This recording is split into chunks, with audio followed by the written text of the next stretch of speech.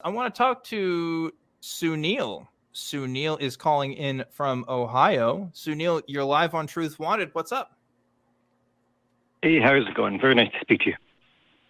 Nice to speak to you too. How can we help? Yeah, sure. Well, my question is, especially with all the January 6th stuff going on right now, I know some people will ask me, it's been a little while, but they'll say, Sunil, do you trust the government? I've always kind of felt that was a very overgeneralized question. I mean, I suppose I trust the CDC, but I certainly don't trust Donald Trump. But just kind of wondered what your thoughts are. I feel like there's something wrong with that question when someone says, do you trust the government? It's like, there's something like very, I guess, like I said, very blanketed or overgeneralized about it. Just, I know you're a pretty thoughtful person and think things through. I'll shut up and let you talk.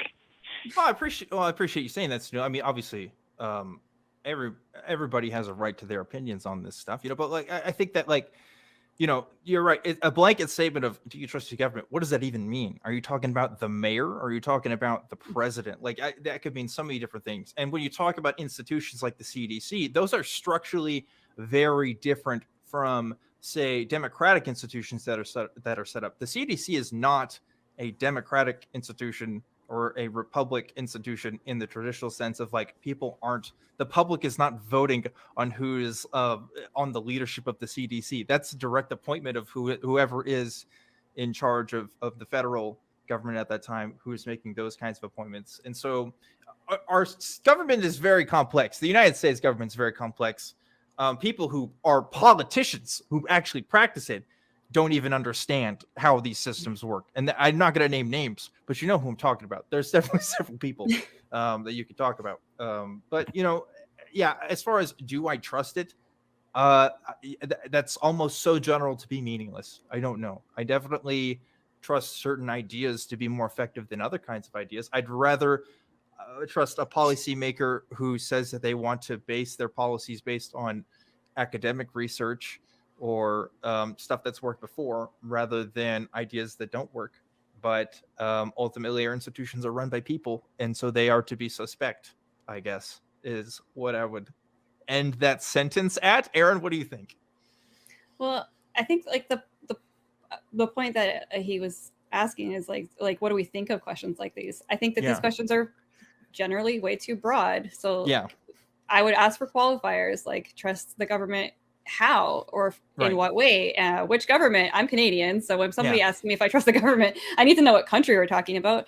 Well, I definitely don't trust the Canadian government, Erin. I just want to let you know, you guys are just a mining corporation in disguise. Yeah, and that is my stance. But I think it's always good to, like, get a little bit more qualification or qualifiers. I mean, in questions like this, because this is a very, very weighted topic, and I think that there's a lot of good reason to think that somebody asking that question is looking to kind of lead the question, lead it in a certain way. So I just clarification, qualifiers, and obviously patience with somebody. If they're bringing up a topic like that, there's probably going to be a little bit of, opinions behind it. So yeah. Anybody who's asking questions like that probably needs to learn more about how the government works. Yeah. And, like, maybe even asking, like, well, maybe there's something that they are interested in talking about. And, like, I have had this conversation with people on Canadian government before. And I think that I know people who don't trust the Canadian government legitimately. And I actually think that they've got some, like, very valid reasons of why they have concerns. Well, and so the point that I'm saying is that I don't think that even the person thinking that way would say that they don't trust as a blanket statement either. So adding qualifications and understanding what is the nuance here and what is the background here, because I also don't want to be judgmental towards somebody who has that thought right off the bat either. So there's a lot of reasons not to trust the government in any point in time in history. There's tons of reasons, but there's good reasons and there's bad reasons. Yeah. And I think when people, like, talk about this, they're afraid that, oh, you must be a conspiracy theorist because you think the government's secretly doing this and that. It's like, no, you can point to real specific actions that have happened in history with Just the CIA, for example, like doing stuff in other countries and influencing politics there and overthrowing dictatorships to install their own dictatorships. Like that's just a historical fact. But we have evidence of that now. You can point to documentation, you can point to eyewitnesses, you can point to people who can talk about that. We don't have any eyewitnesses of lizard people yet. But that could change. We'll see. But yeah, there is a difference there, right? Anyway, we've talked a lot, Sunil. What do you think? Sure. Yeah, I appreciate everything you guys have said. I think really the takeaway is it's that simple. It's just too broad of a question to have a black and white answer. It's just not that simple. Yeah, like you said, what government? Who are you talking about? The guy I'm thinking of particularly who asked me this, I mean, he is an Alex Jones fan and one of those. So, but anyway, that's you've given me some good answers. So I definitely appreciate your time. Thank you, Sunil. Thanks so much. It is important to talk about these kinds of things, and oh my goodness, I could talk a lot about Alex Jones and that crowd in particular about what they think, because we have this conversation a lot, which is this talk about skepticism. Like blanket skepticism isn't useful unless there's a methodology behind it, right? Like unless you're using specific tools of reasoning, unless you can point to a process by why you're skeptical of something, then just saying I don't trust it just because I don't trust it, that doesn't mean anything. That's not useful really to anybody, right? But anyway, did you have any thoughts, Erin? No, I think you answered that better than I did. I was just thinking about I'm immediately jumping to the conversations that I've had and how these are intense conversations, right? And people come at it from all different angles, and I've had conversations where there's an assumption that because I voted a certain way that I am for everything that government has ever done, right? Or something like that. So it's really, really carefully pulling apart the nuance, and just I don't know. These topics are complicated, and I think the question's too broad and the answers are not black and white. There's definitely a lot of nuance in that. Right. And it's an opportunity to get to know the person that you're talking to, right?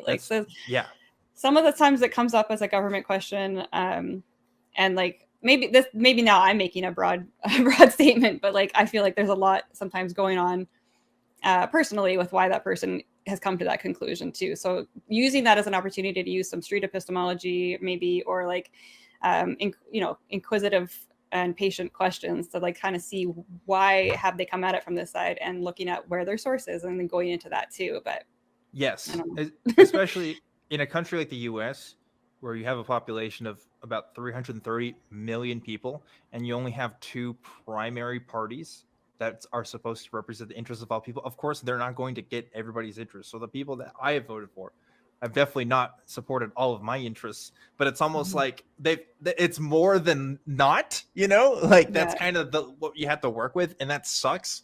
And that's not good. And it's definitely something that needs to be fixed. But it kind of working on that, I hope. It kind of does seem like when we talk a lot about black and white thinking and us versus them, and just that dichotomy, it seems like it would be even harder to weigh through when you've got that kind of system. Just speaking from somebody who's not, I should not talk about American politics. I am not American, but in Canada we have multiple parties, and so it's a lot easier to not know how your neighbor votes or how your sibling votes, because there's more options, and so there's a little bit more conversation to be had right off the bat. So, and then also the problem, and then if you try to vote ideologically, at least in the United States, you try to vote for the party that best represents you, you're also giving your vote almost away, because you're not supporting the bigger parties that inevitably win anyways. It's like a catch-22. You can't win either way. It really sucks. Hey, enough about politics.